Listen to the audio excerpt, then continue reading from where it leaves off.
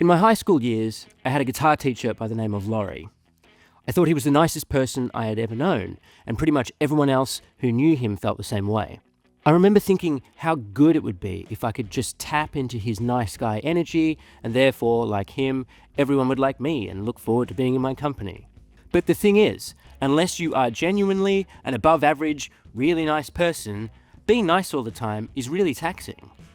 And I'm not ashamed to say, despite my fairly easygoing, chilled out public persona, my peep show-esque inner monologue is in fact fairly judgmental, bitter, pig-headed, sullen, and overly sensitive.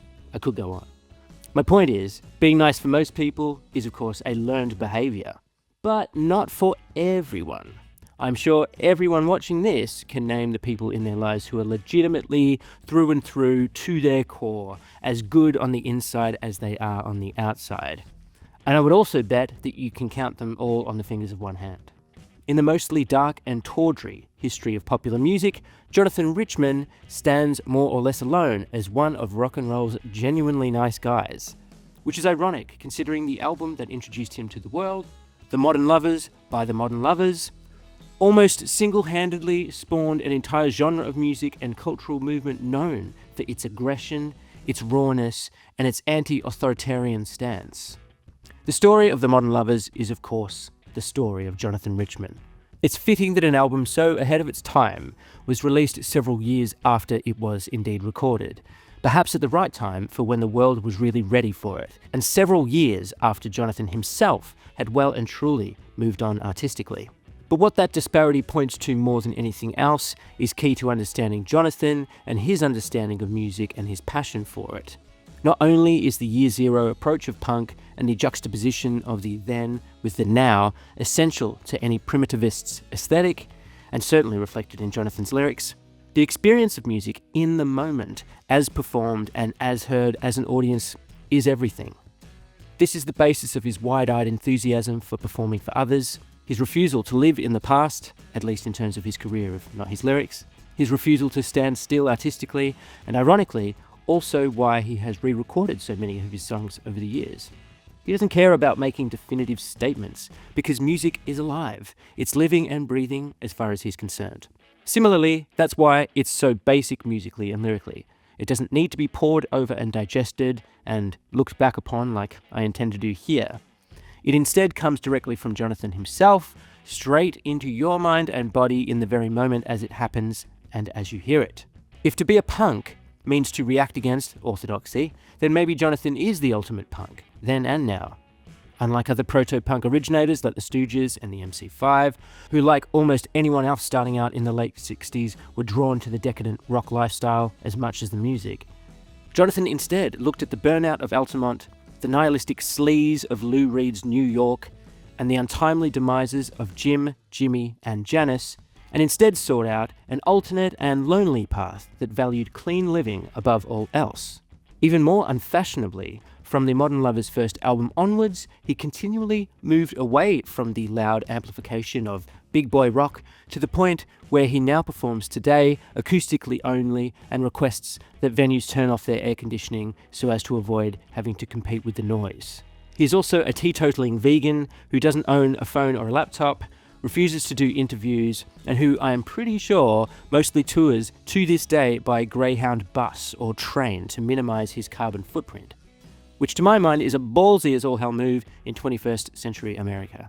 He's not afraid to mess with the formula, these days typically working with just one other musician in drummer Tommy Larkins, but throughout the years he has not been averse to picking up the saxophone instead and leaving guitar duties to others.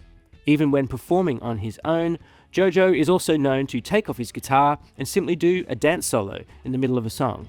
Such does the positive energy of rock and roll naturally flow through the man. And positivity is entirely what it is, even in his later years as his music has turned more sorrowful and reflective. His wide-eyed, childlike wonder at the world and the pleasure he takes in the simple things, like, say, the design perfection of a Fender Stratocaster, his lover's everyday clothes, and the joys of eating food and hot weather, make them as worthy subjects of his songs as anything to do with his romantic adventures, from awkward teenage courting rituals to the heartaches of divorce and philosophical introspection in later life. and his innocent demeanour and musical primitivism indeed belies a deeper seriousness and complexity. Jonathan thinks hard about things, and he lives his values as espoused in his songs every day of his life. There is no artifice there at all. It cannot be easy to be Jonathan Richman in this tough, cynical world, but he is still out there doing it at this very moment. It's hard not to love the guy. But you perhaps wouldn't have loved him were you part of the Velvet Underground's cool New York scene. Here's this little twerp following Lou Reed around and displaying just a little too much style-cramping readiness, sleeping on your couch and jumping up on stage at every opportunity with his weak voice, weak songs, and even weaker sense of style.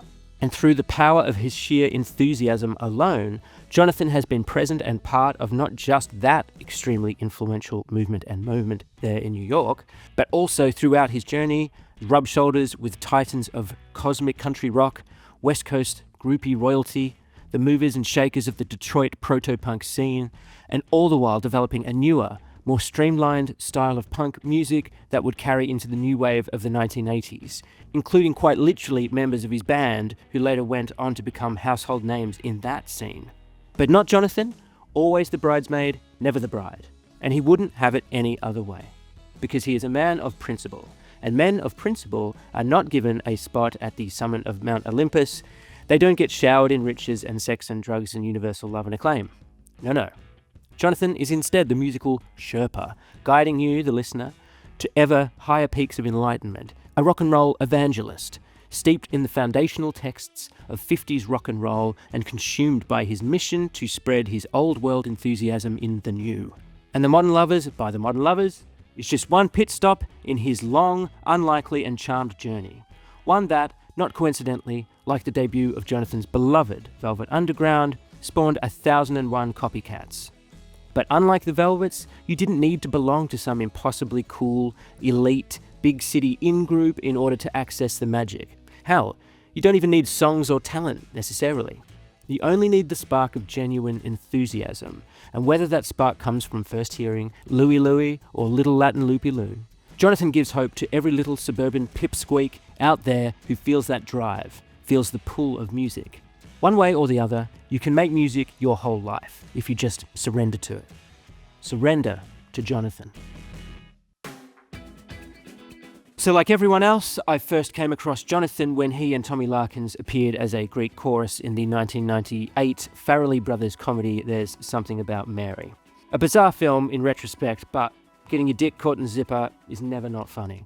But my true introduction to Jonathan's work and that of The Modern Lovers came about via his 1992 track, I Was Dancing in the Lesbian Bar. Now, any Australians watching this will know Rage.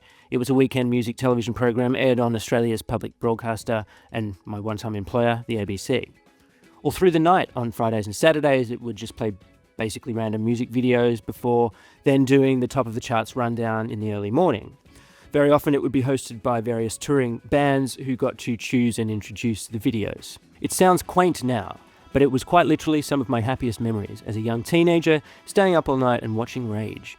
We used to tape it quite regularly as well. So it was here I first distinctly remember I Was Dancing in the Lesbian Bar and its accompanying video, and while I suppose the song didn't exactly grab me then, it all kind of came back to me about 10 years later when I heard a friend of mine play it in a DJ set, and I was like, what is that song? So that led me to track down Jonathan's 1996 album Surrender to Jonathan, which I didn't realise then actually contained a remake of that song and a few other of his big tunes.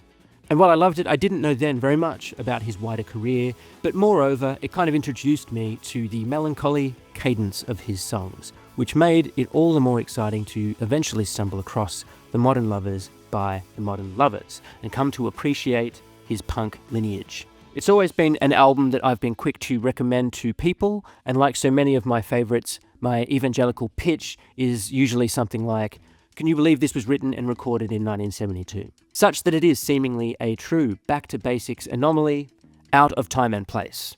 And to be honest, it's only been the coolest of my hipster friends who know Jonathan in any way beyond that, and I was honoured to be able to sing That Summer Feeling at my best friend's wedding many years ago. But as far as discovering his work and subsequently pulling together my Jonathan collection goes, it has been a very piecemeal affair, which in many ways explains a lot about Jonathan himself. For one, very few of his albums, with the Modern Lovers or otherwise, have ever been widely available on vinyl, for what it's worth, and many have not otherwise been in print, which is partly why he has re-recorded many of his songs over the years as well. So many of his albums were not available on Spotify for years and years, and even now many are still not, including Surrender to Jonathan. For the most part, his operation is clearly and admirably still a tin pot do-it-yourself affair, and he is less bothered about his legacy than he is about constantly moving forwards. And this both explains why he is perhaps unjustly under the radar for most rock fans, which seems quite disproportionate to his open and earnest persona and just how approachable his music is. I mean, I want to say his music is anti-elitist, but that kind of assumes a political stance, which he also doesn't take. It's instead un-elitist, in that he just wants anyone who likes the rhythm and fun of music to join him in taking part in it, which is why he would make, and in some ways has made, for a very effective children's entertainer also. And there's a good reason that rock and rollers are not typically thought of in this way, not just a can they be trusted around children way, but just in terms of being a responsible, thoughtful and principled individual, as Jonathan so clearly is. While I'm in no position to say that I have any of these qualities myself, I can say that I have always been drawn to people like this, in politics particularly. In fact, I consider my dad one of these people, who, like Jonathan, is also incidentally a teetotaling vegan who has stuck to his principles all his life, even in instances where it may have hurt his career. Weirdly enough, my dad also literally shares a birthday with Jonathan, albeit he is exactly 2 years younger than Jojo. Anyway, you cut it. In a world full of liars and cheats, someone who clearly isn't a liar and a cheat is a rare, rare Pokemon indeed, I say. And as I get older and the harsh reality of the world increasingly hardens my, let's say, low-key nihilistic despondency, I have come to look at people with these qualities in public life with a lot of admiration, because they are more often than not just as troubled by the same things as you or me, but their response is just to live a good life and spread positivity in any way they can, regardless of personal gain, whether or not they will live to see any positive material outcome from it more broadly. It is really the only antidote to cynicism.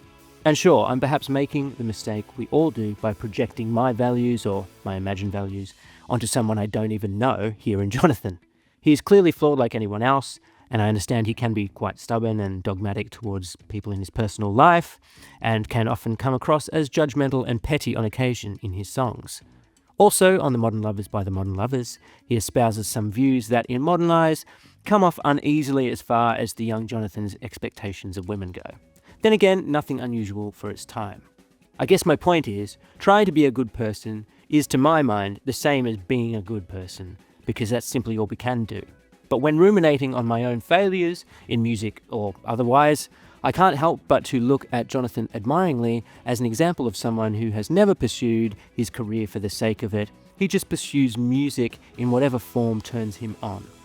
He just keeps going. The graft itself is the reason to keep going rather than some pot of gold at the end of the tunnel or some kind of major recognition. And with that in mind, I think his disregard for commercialism and otherwise underground appeal makes it all the more interesting that Jonathan's story is very much interwoven with and bumped up against, often by accident, some of the most legendary rock artists in the game. He truly is the Forrest Gump of rock and roll. Born in 1951 in or near Boston proper and raised in nearby Natick, Massachusetts, still within the region of Greater Boston, Jonathan Michael Richman was born into a middle-class Jewish family. His father was a travelling salesman who sold groceries to the military. It was through a side hustle, also organising entertainment for the military, that his father was able to procure Jonathan's first guitar for him. He first heard the Velvet Underground and Nico's 1967 debut album at age 16, the moment for him when everything changed.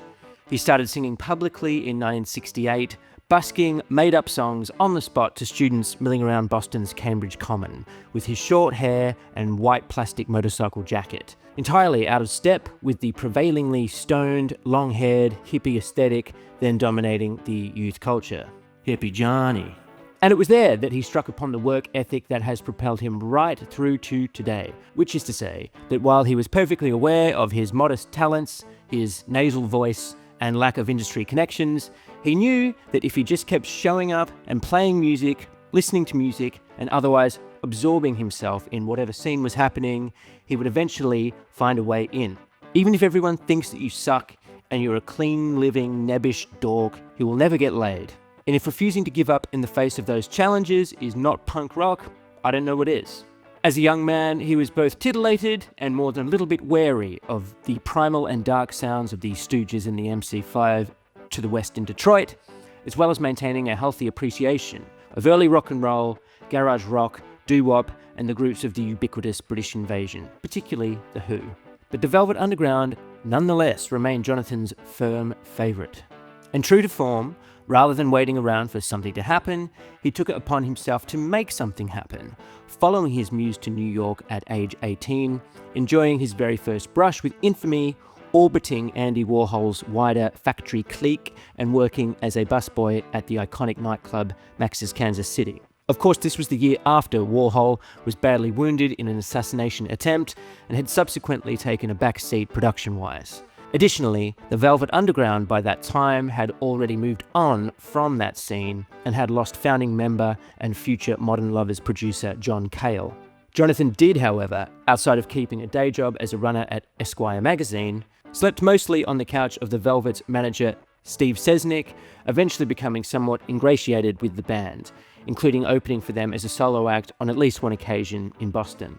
After spending several months living at the low-rent Hotel Albert in Greenwich Village, Jojo split New York for a trip across the Atlantic to wander the old world of Europe and made a rite of passage visit to Israel as well before returning to his native Boston. There he almost immediately formed the first incarnation of the Modern Lovers, performing a handful of songs with mostly improvised lyrics that would eventually end up on the album The Modern Lovers. Jonathan's friendship with the legendary music publicist Danny Fields, then a Warhol Factory outsider but a Detroit proto-punk scene insider, led to bassist Ernie Brooks and Jerry Harrison joining the band and cemented the Modern Lovers' classic lineup in 1971. On building up a considerable local following in Boston and off the back of a personal endorsement from influential New York-based Australian music journalist and best friend of Linda McCartney, Lillian Roxon, the Modern Lovers became the subject of a record label bidding war. While at least 4, if not 5 labels had sent bigwigs along to their gigs, it was on the company dime of Warner Brothers that they recorded their first demo in Boston. Then flown over to California in April 1972 for their first major label demo session with former Velvet John Cale, with a third on the same trip financed by A&M Records with producers Allan Mason and Robert Appère. These sessions became the source material for their classic album, The Modern Lovers, the subject of this video, 4 years later. But a hell of a lot more happened before it ever saw the light of day. For one, the band's introduction to LA and their first brush with the big-time music industry immediately spooked the band, Jonathan especially, being the young man of principle that he was. And some of LA's dark energy unfortunately followed them back to the East Coast. Desperately poor, the Modern Lovers rented a house in Cohasset, another Boston satellite town, this time on the coast. Their return to the routine of rehearsing and gigging around the Boston area was interrupted in November 1972 when Miss Christine, a key member of the LA groupie collective Girls Together Outrageously, GTOs, who was also Frank Zappa's nanny and allegedly the inspiration for the Flying Burrito Brothers' scathing debut album opener Christine's Tune, died of a prescription pill overdose at the age of 23 in the house rented by the Modern Lovers, the day after having arrived in Cohasset. While the incident has rarely been discussed by Jonathan or the other members of the band, it no doubt added to their suspicion of the rock world and the darkness that came with it. Music industry vultures continued to sniff around the group, with the band entering seemingly endless negotiations with labels and managers, and they landed support slots with the New York Dolls and the then ascending fellow Bostonians Aerosmith, as well as, bizarrely, taking up the offer of a gig in the British overseas territory of Bermuda in the middle of the Atlantic Ocean. On their return to LA for more recording sessions with John Cale in the autumn of 1973, Phil Kaufman, the band's Warner Brothers handler, introduced them to Gram Parsons and Emmylou Harris, with the band living at the latter's LA home for a portion of their stay. Jonathan himself apparently played mini-golf with Gram Parsons the day before he overdosed in Joshua Tree, after which you had the famous story of Phil Kaufman stealing and then burning his body in the desert. The Modern Lovers even played at his wake, at Kaufman's request. There are photos floating around online of this event, and if the whole affair is baffling to us now, it must have been an absolute mind-bender for the band at the time. This, of course, only added to Jonathan's uneasiness with the rock scene. To quote Ernie Brooks, LA, that's where the problem started, almost immediately. I think it was because Jonathan had been changing. I don't think that it was so much that he was getting tired of the old songs as he was developing this idea that the whole rock and roll star-making machinery was corrupt. And part of that was the whole system of burning fossil fuels to generate electricity, using a lot of power for amps and sound systems, playing stadiums, feeling that there was something wrong in profiting from all these things. And he started tying it all together in his mind and decided that he didn't want the Modern Lovers to be a conventional rock and roll band. As a result, Jonathan fell out with his hero, producer John Cale, who was pushing for the more hard-driving punk angst of their earlier demo sessions. Finding himself drawn to the laid-back style of the local musicians he met during the band's Bermuda stay, Jonathan then fell out with the rest of the Modern Lovers for good measure on their return to Massachusetts. Scared and scarred by the brutal modern world of rock music and the business around it, even before it was publicly released, Jonathan was refusing to play the band's crowd-pleasing favourite Roadrunner and was nonplussed when the Modern Lovers were unceremoniously dropped by Warner Brothers, marking the end of the Modern Lovers Mark I. As David Robinson says, Jonathan was obsessed and we couldn't talk him out of it. He wanted to play acoustic on street corners and at rest homes. And I was supposed to play a rolled-up newspaper by banging my fists against it. I was the first to leave. Following the band's breakup in 1974, drummer Robinson went on to become a founding member of the Cars. Keyboardist Jerry Harrison went back to school to study architecture before eventually joining the Talking Heads. And bassist Ernie Brooks moved back to Boston and became a sought-after session musician. In the 2 years between the Modern Lovers' demise and the eventual release of their eponymous album, Jonathan continued to write and perform as a solo artist, moving ever further away from the modern world of rock music in favour of the comforting and warm nostalgia of 50s doo-wop and early rock and roll that first inspired him. He even briefly played drums in Patti Smith's backing band, incredibly enough. So I think it's worth saying that the reason I have opted to explain what happened in the 3 or 4 years between the Modern Lovers being recorded and it being released is that I think the fact that it came out when it did had a significant bearing on how it was received and its impact down the years. For starters, had it been released in 1973, of course forgetting that it was never actually intended for release even then, I suspect it may very well have gone by unnoticed, so completely out of step it was with the zeitgeist at the time. It was obviously a million miles away from that year's stateside bestsellers in Pink Floyd and Elton John, and perhaps even further away from the cosmic country of Gram Parsons, who had inadvertently entered the Modern Lovers story, let alone the sexed-up sleaze of Beantown's other big hopefuls, Aerosmith. And while the Modern Lovers are clearly of the same lineage of the by now defunct Velvet Underground and the Stooges, whose legendary album Raw Power came out this very same year, let's not forget that at the time these bands' records barely sold and only later took on the huge significance that they eventually did. So I would say the Modern Lovers were swimming against the tide, to put it mildly.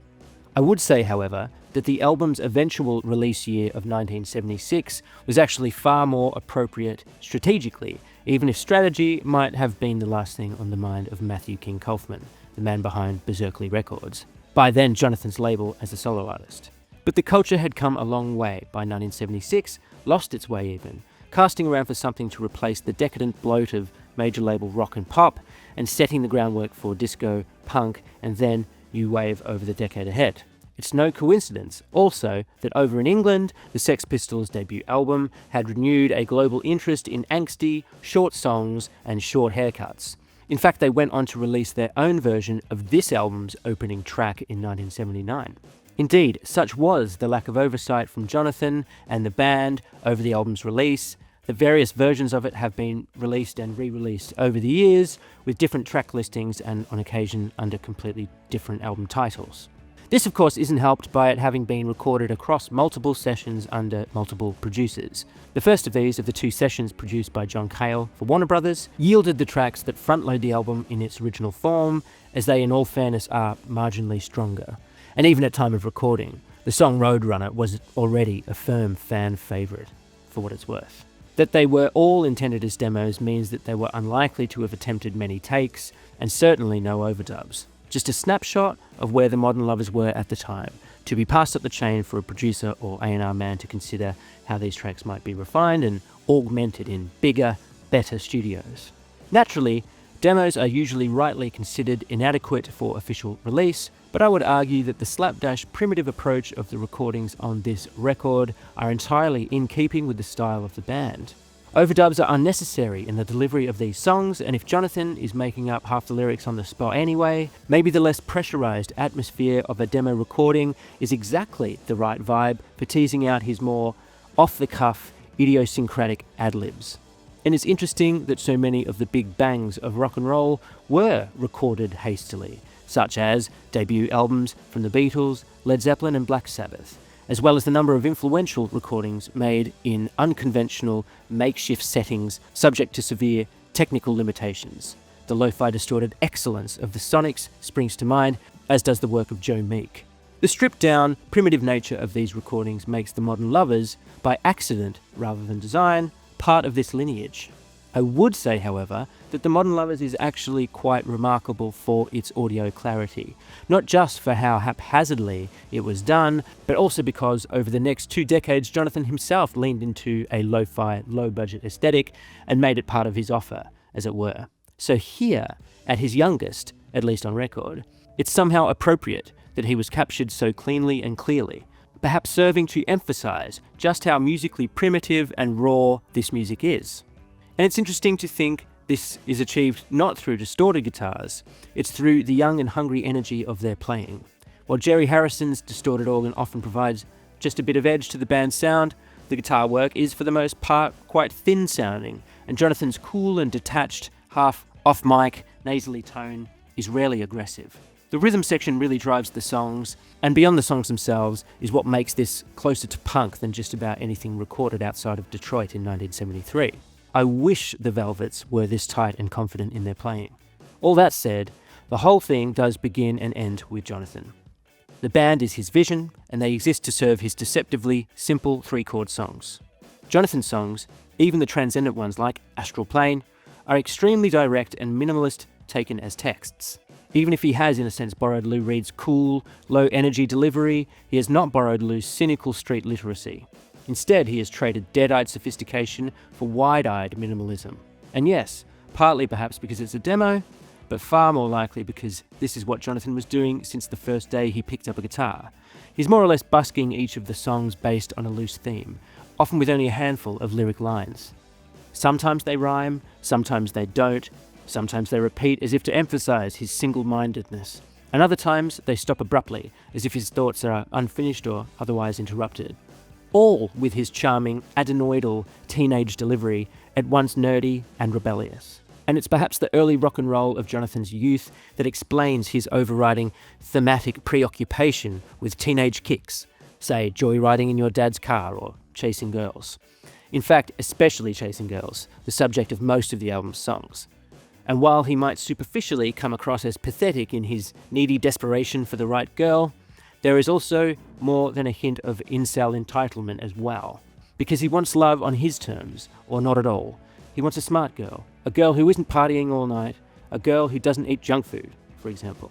And it does seem bizarre through modern eyes, especially now that the internet manosphere has brought so many of these ideas back into the world, rightly or wrongly, by which I mean wrongly.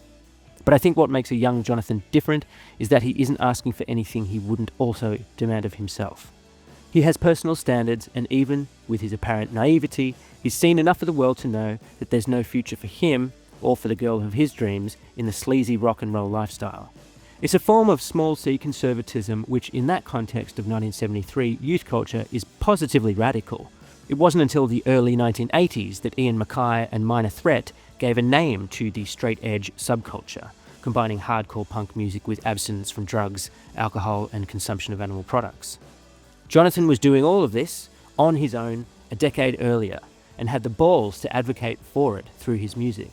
You could also say his brand of personal conservatism is borne out through his clear tendency towards nostalgia, not just in the primitive rock and roll of the 50s and the garage rock of the 60s, but through his unabashed love and appreciation of his own parents, and even through his love of the architecture of Boston and New York. In fact, on this album, and throughout his career, Jonathan has a curious habit of observing basic civil engineering from housing stock, city zones, or bureaucratic institutions, metaphorically to track change over time, bridging the old world with the new.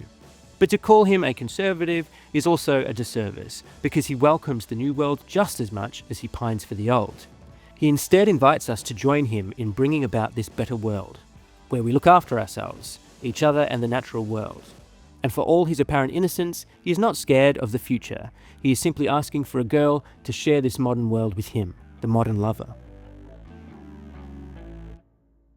1, 2, 3, 4, 5, 6. After Jonathan's iconic 6-beat count into the song, we're immediately riding shotgun alongside him, heading northeast up Route 128, away from the neon lights of Boston City and towards the Cape Ann Peninsula, past the grocery store with the pine trees racing by, out in the cold, cold, endless night, as ever, with the radio on. And despite declaring his love for the city, Jonathan is really an outer suburbs, satellite town kind of a kid. So here we're getting his experience of Boston and Massachusetts more widely. Stands to reason, as throughout the 1960s, Boston itself only saw decline, as wealthier families spread further and further away in search of space, security and clean air. White flight, as it were, leaving the decaying city to the immigrants, artists and criminals, perhaps as they saw them. But for a wide-eyed Jewish kid from Natick in search of kicks, he could do worse than to take his family's station wagon out for a joyride for a taste of what he calls the modern world, the now, the immediate. And nothing speaks to the modern world mentioned here and throughout this album more than the music blasting from the car's speakers, beamed as if by magic into his radio from the central hub of Boston City, a symbol of a more exciting, creative and perhaps dangerous place. An incredible piece of minimalism, a song with only 2 chords and barely any more lyrics, at least discernible ones. Not only is Jonathan's vocal made partially inaudible by its low volume and his own signature mumble, it's telling that in subsequent studio and live versions of this famous song, Jonathan was known to weave in further location name checks into the song, with the words Roadrunner and Radio On among the song's most consistent vocal hooks. This would suggest that Roadrunner is less of a song and more of a framework for describing whatever is revving Jonathan's engine at any one time. A feeling, a vibe, an energy. It is clearly inspired by the Velvet Underground's Sister Ray, which makes John Cale's production credit all the more appropriate. Instrumentally, Jonathan's scratchy, if undistorted guitar chugs away to one side, while the bulk of the sonic space is taken up by Jerry Harrison's rather distorted organ part, while the rhythm section propels the track ever forward, alongside punctuations such as Roadrunner once, Roadrunner twice, I'm in love with rock and roll. There's also a second, far quieter electric guitar part that appears and disappears throughout the song, and of course Jerry's perfect, if unspectacular, organ solo. And as he does on so many songs, Jonathan highlights the fleeting and intangible nature of this thrill by bidding us farewell, or bye-bye, at the end of the track, as if it were not simply an option to drop the needle back at the start of the song should the listener feel that they haven't quite got an adequate dose of this exquisite rock and roll. Either that or he's signaling to the band, just as he does at the very start of the track. Either way, it's iconic and an explosive introduction to Jonathan Richman and his modern lovers. Tonight I'm all alone in my room.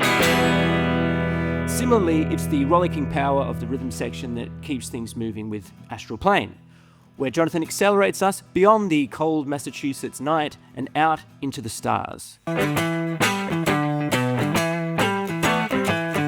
The central riff of the song, carried by the bass guitar, instantly calls to mind the first half of the riff in Deep Purple's Black Knight, released in 1970, but itself a rehash of Ricky Nelson's 1962 version of George Gershwin's jazz standard Summertime. It's summertime, and the living is easy, which Jonathan was more likely personally familiar with. Another likely contender for all you Nuggets heads out there is brackets, We Ain't Got, close brackets, Nothing Yet by the Blues Magoos, released in 1966. The The lyric appears to be Jonathan's admirably philosophical reaction to being spurned by no doubt one of the many, many girls of his dreams, while he's once again all alone in his room, perhaps staring at the ceiling, and deciding, no, it's okay, I'll get the girl in the next dimension instead, where our minds can really meet, apart from the frivolous physical distractions of our bodies and this earthly coil. Jonathan wants, and deserves, a real girl who truly gets him and gets it. But as well as rising above it, as he does here, this position is perhaps more than a little self-serving, considering his nerdy, incel-y persona, with him needing to intellectually justify his failure with the opposite sex by proposing a solution to his problem, explicitly one beyond the physical, the astral plane.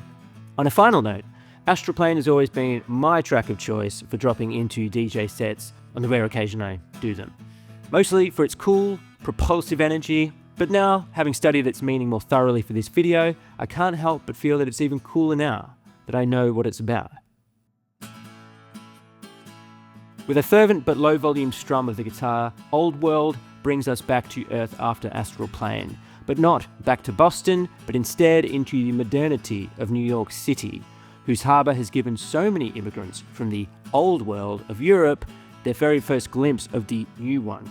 Like so many other small-town kids with big city dreams, Jonathan ended up here himself in search of rock and roll, where his trendy New York girlfriend, no doubt some Velvet Underground hanger-on, doesn't understand Jonathan's straight face when he talks about how much he still loves his parents, the 50s, and as he calls it, the arcane. And like with any expression of nostalgia, he is looking back with rose-tinted glasses at the time of his childhood, as well as noting the significance of that era's still standing relics in the present day of the early 1970s.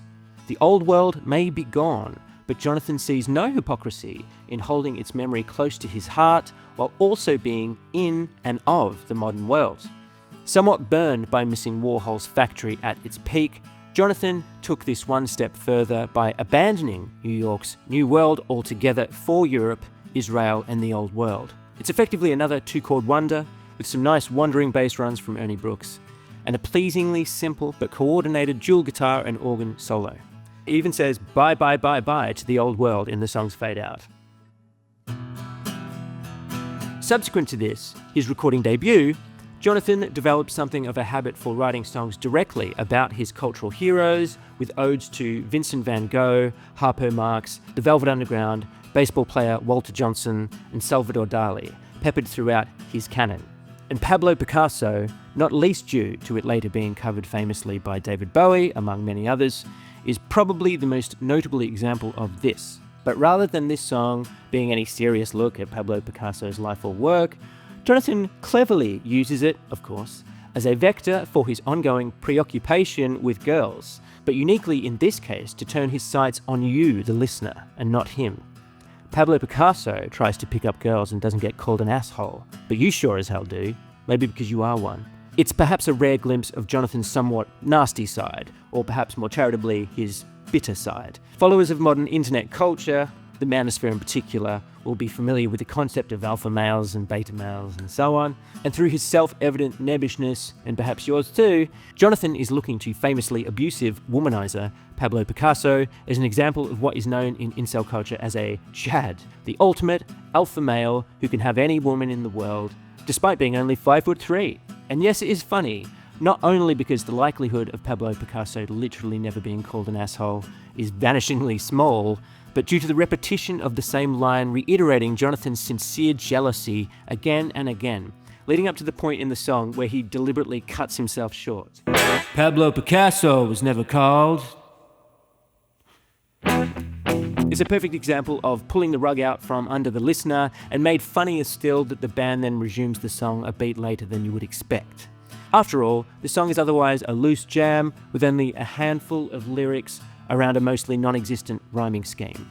Unusual for the album, and certainly going against the ethos of punk rock, is the fact that the song both fades in and fades out, creating the illusion that in an alternate universe somewhere, perhaps on the Astral Plane, there is another Jonathan still riffing on the idea of Pablo Picasso driving down the street in his Eldorado. No wonder John Cale, who played piano on this track while the other members of the band swapped instruments, took such a liking to it. To the driving staccato vamp of guitar and distorted organ, she cracked open side 2, and it seems Jojo has had some luck. He's found a sensitive girl who understands the old world, but all is not well in their relationship, as he is now finding himself turned off by her self-destructive behaviour. She eat garbage, eat shit, get stoned. I stay alone, eat health food at home. And with more than a degree of bitterness, Jonathan is again isolated, eating health food at home. And his inner angst is reflected in the instrumental solo section of the song, starting off not unlike Roadrunner, like a speeding car before it degenerates into atonal noise and picks up again with the final chorus. Subject matter aside, it's quite remarkable anyone was making anything as straight ahead, forceful and relentless as this in 1972. Very much a forerunner of the punk and new wave to follow much later in the decade. The earliest recorded and only track from the band's late 1971 session for A&M Records, Hospital is radically different from the other tracks on the album, mostly for being the record's first and certainly most plaintive ballad, somber even. It follows on from the previous song as well, with Jonathan seemingly full of regret at his scolding attitude in the previous song, now that his girl has been admitted to the titular hospital.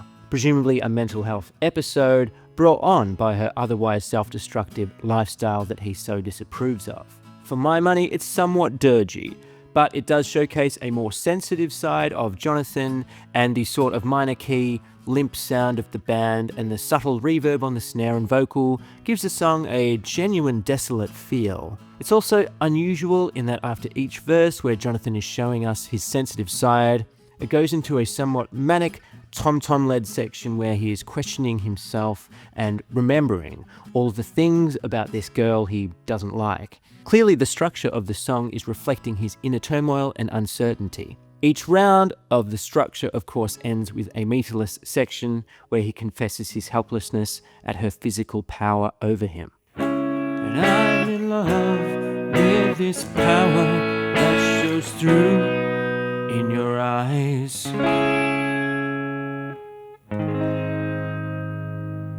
And in the moments before the verse resumes, there is an extended silence where you can hear the tape hiss, somehow underscoring the intensity of this song and Jonathan's predicament.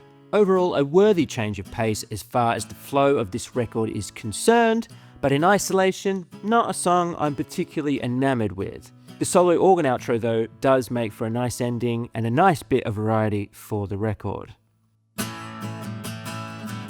And just like that, with someone I care about, Jonathan forthrightly signals that he has already moved on from the sadness of Hospital, back on the prowl in search of the girl of his dreams once again, with no compromises that got him into so much trouble before. Well, I don't want some cocaine-sniffing triumph in the bar. Well, I don't want to triumph in the car. Well, I don't want to make a rich girl crawl. What I want is a girl I care about, or I want no one at all.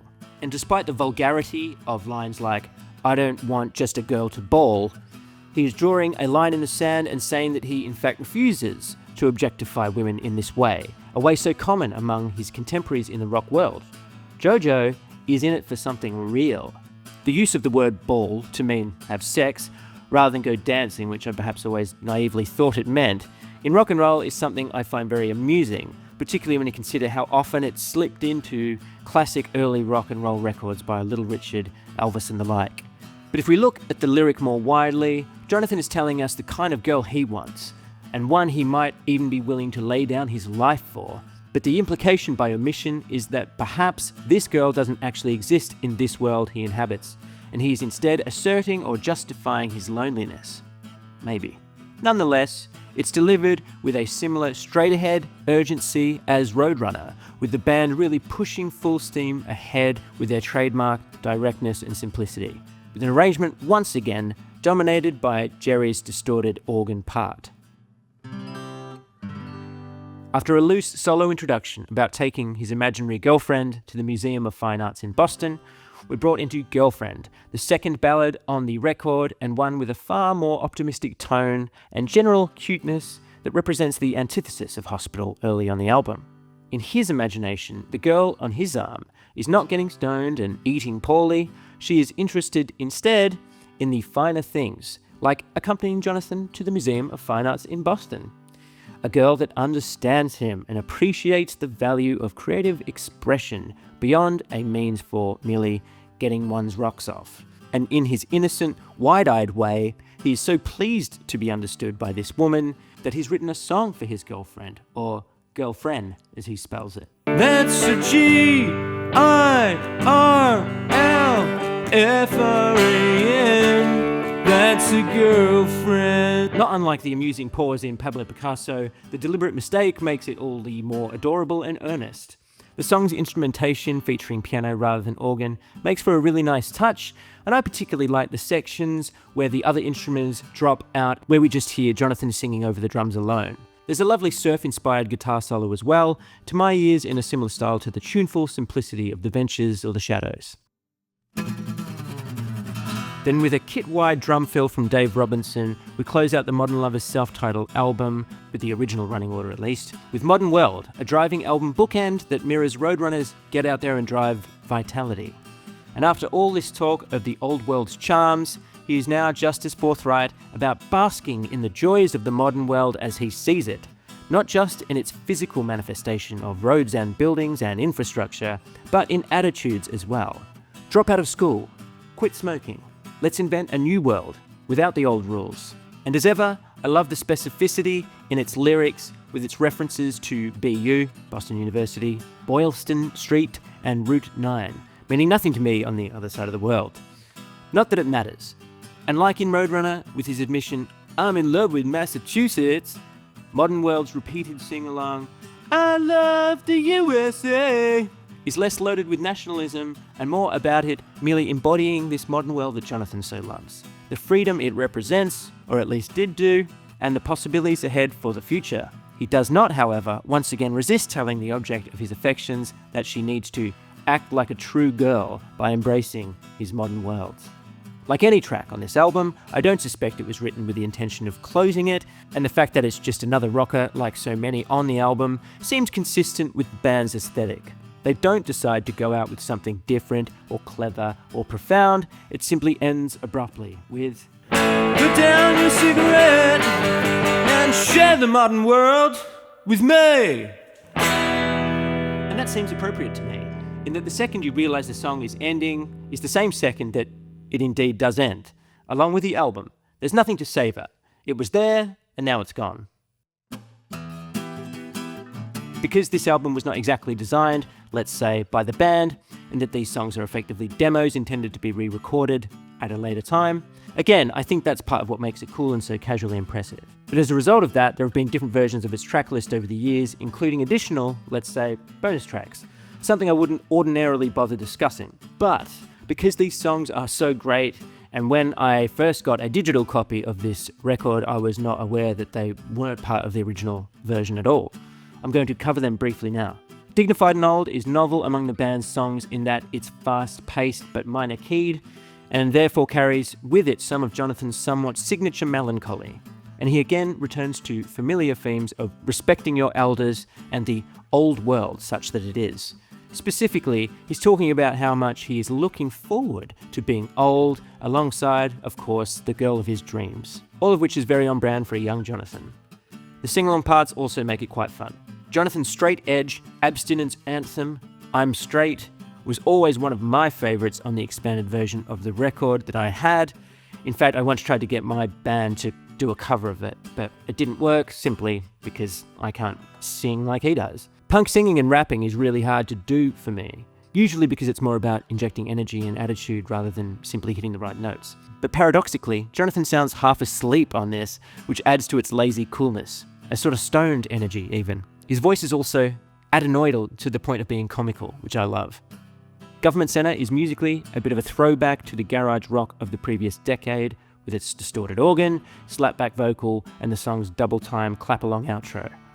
And without a hint of sarcasm, does Jonathan find the fun in the grey modern world, where, for a moment at least, the technocratic office drones can take 5 minutes out of their day working at the government centre to rock out with Jonathan and his band of modern lovers, hinting at themes he would return to throughout his career. Jonathan has a habit of looking at civic infrastructure as a vector or a measure of change and the juxtaposition of the old world and the new. So while The Modern Lovers finally came out in August 1976 to critical acclaim, Jonathan had very little oversight of its release, and in fact had released what he, to this day, truly considers his debut album, the confusingly titled Jonathan Richman and the Modern Lovers, also on Berserkly Records. This was also the name of the new version of the band, which included none of the original members from the first incarnation of the group. And strategic blunders aside, it's musically miles away from the songs recorded earlier in the decade, with far more emphasis on low volume, jaunty 50s style rock and roll, and what could, in all fairness, be described as children's songs, including such titles as Abominable Snowman, In the Market, Hey There Little Insect, and Here Come the Martians, Martians. And it's great. In the best possible way, we got more of the same with rock and roll with the Modern Lovers in 1977 and Back in Your Life in 1979, the former spawning the Jonathan staple and cover, Egyptian reggae, and the latter leaning ever further into the world of children's music. On that note, I think it's a great shame that Jonathan Richman hasn't become a household name as a children's entertainer, as he clearly has the disposition for it. I've often wondered why more people don't merge into that genre, as there's clearly a huge market there. Additionally, with someone like Jonathan, it doesn't really matter if it's deliberate or not, because even his serious songs, with a small number of exceptions, mostly on The Modern Lovers, are at the very least childlike, if not explicitly for children. Anyway, he toured ever-changing lineups of the band over the next decade as well as solo, releasing several more perfectly fun, cheap and cheerful records including Jonathan Sings in 1983, Rocking and Romance in 1985, featuring one of my personal favourite Jojo tracks, Vincent van Gogh, and It's Time for Jonathan Richman and the Modern Lovers in 1986. And if you'd like a good taste of this period of Jonathan, I recommend looking up a video on YouTube of him playing at a venue called the Old Palms Playhouse from 1985. He's performing with his own version of a power trio, just playing saxophone, accompanied by an acoustic guitarist and stand-up drummer. And despite it not being a particularly big room and most of the audience are sitting down, it's frankly the gig that if I had a time machine, I would honestly go back to be at. It's just so joyous. I might add as well that at 34, Jonathan is no longer a gawky teenager. He's grown into a beautiful, beautiful man. Anyway, he retired the Modern Lovers with Modern Lovers 88. An album many, at least retrospectively, if not at the time, consider a major return to form for Jojo. After permanently disbanding the Modern Lovers, he has since released at least 18 solo albums. I, of course, won't go through all of them, nor have I heard them all, but some favourites include his self-titled 1989 solo debut, which is fantastic, including the classics Everyday Clothes, Fender Stratocaster, and the spoken word I Eat With Gusto, Damn You Bet. 1991's I, Jonathan, is probably his best known, most highly regarded solo album, with very good reason. Every single track is a banger, and I am leaving the door open to doing a video on it, considering how much of his career I have had to brush over here. In short, this is the gateway drug to solo Jonathan for those curious. 1996's surrender to Jonathan was quite literally my Jojo gateway drug. I didn't know at the time it coincided with the breakup of his first marriage, and as a result there is a hint of mature sadness that has increasingly characterized his later output. All of this time he has continued touring, these days usually just with a drummer for accompaniment, and playing a nylon string classical guitar and preferring super low volumes wherever possible. He also paints and makes pizza ovens on the side. Can you believe this guy? While he has always enjoyed a dedicated cult following, Jonathan has particular hipster cred today, not just because he is considered one of the grandfathers of punk and indie, but also because through his subsequent work, stayed stubbornly true to his minimalist vision and has not lost a drop of his childlike enthusiasm for music and for life generally. Even if the years, as I say, have also brought with them a certain melancholy to his style. And modern hipsterism, without getting into what or who a modern hipster really is, I think we can agree usually comes with a degree of cynicism and irony, for the most part. I think what draws hipsters to Jonathan is not that he's so dorky that he's cool, although that is slightly the case with the Modern Lovers, but it's cool because it's cool. I've often said the same thing about quote-unquote old music in the post-Spotify age. Younger people in particular feel no shame in enjoying older music that might have been considered uncool in its time, because they themselves are entirely divorced from whatever fashion or trends were going on then. That's where Jonathan really shines, because everyone can appreciate earnestness, and everyone can appreciate the simple joys of primitive rock and roll. I certainly do. He is now an old man, as old as my dad, but Jonathan reminds us to be young at heart and to hold on to those frivolous, transient things like music, like good food, good company, and good fun. For that's all we really have at the end of the day.